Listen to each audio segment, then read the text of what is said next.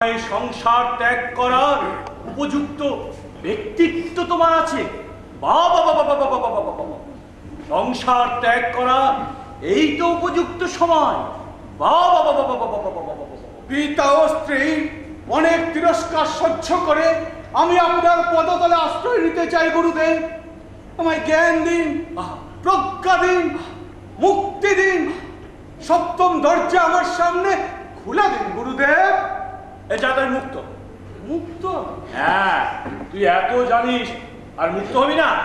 হাত পা পেতেছিস? হ্যাঁ গুরুদেব। হুস। কে? জানি না। জানিস না? বিভূতি পকেটে রাখ। আমার এই বিভূতির অংশী হয়ে আজ থেকে তুই পরমানন্দ বাবা হিসেবে পরিচয় লাভ করো। কি বাবা? পরমানন্দ বাবা। হ্যাঁ, পরমানন্দ বাবা। ওই যে অজ্ঞান মানুষগুলো বসে আছে, যা পরমানন্দে ওদের জন্য জীবন উৎসর্গ কর।